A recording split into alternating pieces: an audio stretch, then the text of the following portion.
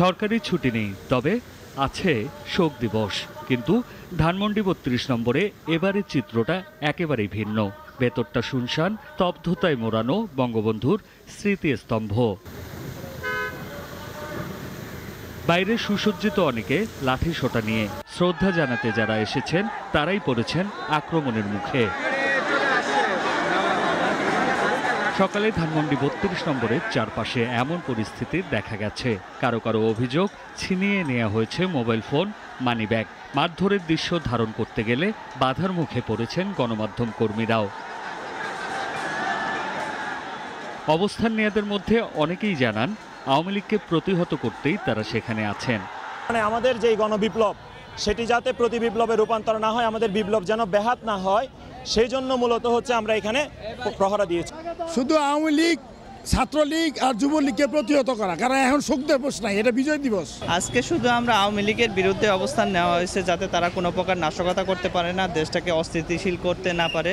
আর আপনারা কোন সাংবাদিক? এই সাংবাদিকরা বুঝছেন, আপনারা কিছু মনে করেন না, তবে আপনারা অনেক কাজই আর অনেক কথা লুকায় রাখছেন হাসিনার পক্ষে। এখানে সবাই এখন মনে করেন যে পাহারা দিচ্ছে যেন আওয়ামী লীগের কোনো অঙ্গ সংগঠন এসে এখানে ঝামেলা না করতে পারে। এদিকে আক্রমণের শিকার হওয়া ব্যক্তিরা জানালেন তাদের ক্ষোভের কথা। তো ৩২ নম্বরে ওই জায়গায় লোকজন আমার হুন্ডাটা থামাই জিজ্ঞেস করছে যে তুমি কই যাও। পরে আমি বলছি ডাক্তার দেখি তোমার মোবাইল দেখি, তোমার মানি ব্যাগ দেখি, তোমার বাড়ি কোথায়? পরে আমি বলছি আমার বাড়ি গোপালগঞ্জ। হ্যাঁ, এই ওখান থেকে নামাইয়ে মারা শুরু করছে।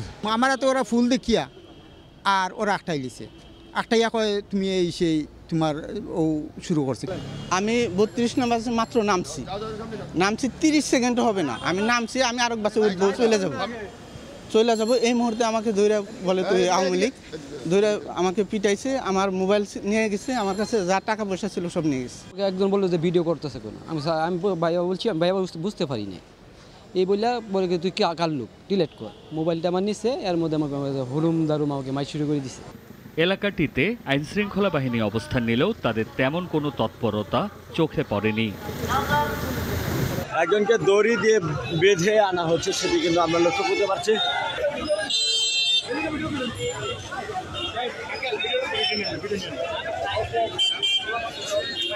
দর্শক, আপনাদেরকে দাঁড়িয়ে দেবার চেষ্টা করছে। সাধারণ শিক্ষার্থীরা কিন্তু এখানে বিশৃঙ্খলা পরিবেশ যেন সৃষ্টি যেন না হয় সেদিকে খেয়াল রাখছেন, এবং যানজট যেন না ঘটে সেই দিকটি তারা খেয়াল রাখছেন। দর্শক, আপনাদেরকে জানিয়ে দেওয়ার চেষ্টা করছি ধানমন্ডি ৩২-এর সর্বশেষ পরিস্থিতি।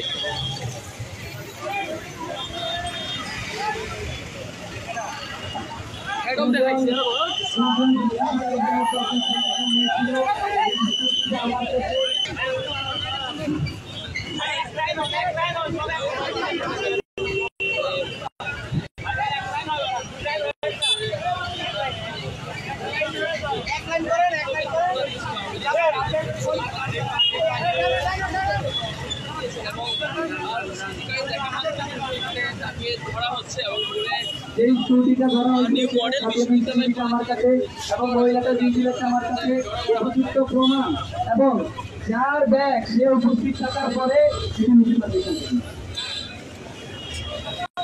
দর্শক, আপনাদেরকে জানিয়ে দেওয়ার চেষ্টা করছি যে গতকাল থেকে শ্রদ্ধাঞ্জলি কিংবা শ্রদ্ধার জন্য যেন না আসে সেদিকে খেয়াল রাখার জন্য ইতিমধ্যেই কিন্তু সাধারণ শিক্ষার্থীরা এবং ছাত্র দলের নেতা কর্মীদের কিন্তু আমরা লক্ষ্য করছি।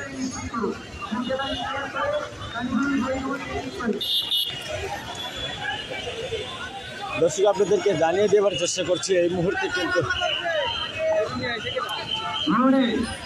ধানমন্ডি ৩২-এর মাঝে যে মুরব্বী এবং অন্যান্য সাধারণ জনগণ গাড়ি চেকিং দিচ্ছেন, তাদেরকে আমি অনুরোধ করবো আপনারা অনতিবিলম্বে আপনাদের দায়িত্ব থেকে অব্যাহতি নেন, ছাত্র ভাইদের ট্রাফিকের দায়িত্বটা পালন করতে দেন, ছাত্র ভাইদের ট্রাফিকের দায়িত্বটা পালন করতে দেন। শোক দিবসের আড়ালে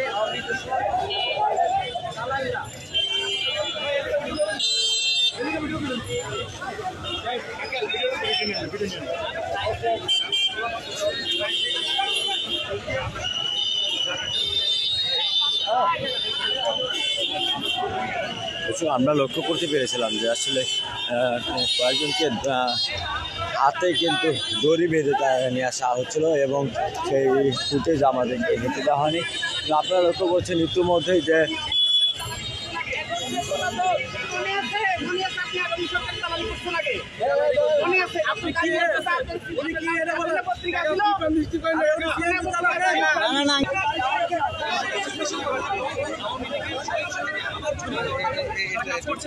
প্রতি বিপ্লবের স্বপ্ন নিয়ে অবাস্তব তারা আবার এদেশে আবার আসার জন্য 15 তারিখে তারা নির্ধারণ করে এসেছে। তো বৈষম্য বিরোধী ছাত্র আন্দোলনের কেন্দ্রীয় কমিটির পক্ষ থেকে বলা হয়েছে বিভিন্ন স্পটে আমরা অবস্থান করব। সেই ধারাবাহিকতা আজকে আমরা এখানে অবস্থান করছি। সাধারণ শিক্ষার্থীরা এবং সাধারণ জনতা আমাদের সাথে রয়েছে। এই একটা কারণেই আমরা এখানে অবস্থান করছি। আমার নাম Tahmid Hasan Mihad. Tahmid Hasan Mihad, south east university. এখন পর্যন্ত আপনারা কি কোনো অ্যাটেম্প দেখেছেন কিনা আজকে যে যারা আসতে চেয়েছেন তারা?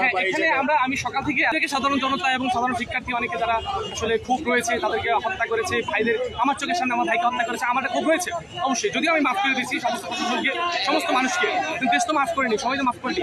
তো এই কারণে অনেকে আসছে, এদেরকে দেখে চেক করে অনেকে মেরে, এবং পুলিশ বা বিজিবি আর্মি যাদেরকে ছিল তাদেরকে হস্তান্তর করে দিয়েছে।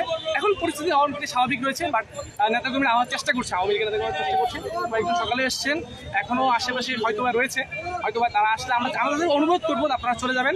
আপনারা প্রতিনিয়ত স্বপ্ন দেখবেন না। ছাত্ররা স্বাধীন করেছে এবং স্বাধীনতা শুধু রক্ষাই করবে না, স্বাধীনতার চূড়ান্ত পর্যায়ে ছাত্ররা চলে যাবে ইনশাল্লাহ। এই ছাত্র আন্দোলন সবচেয়ে সুন্দর আন্দোলন হয়েছে বাংলার ইতিহাসে, 2400 হয়েছে। আমরা 71-এর আগ থেকেও পরবর্তীতে এবং আগেও দেখে আসছি ছাত্র আন্দোলন যেখানে এগিয়েছে, সে আন্দোলন দমন করার মতো শক্তি পৃথিবীতে কারো ছিল না। আপনাদেরকে জানিয়ে দেওয়ার চেষ্টা করছি, আপনারা লক্ষ্য করছি ধানমন্ডি 32-এর যে রাস্তা, সেই রাস্তায় কিন্তু আমরা তার কাটা লক্ষ্য করছি। সেই তার কাটা দিয়ে কিন্তু এখানে কিন্তু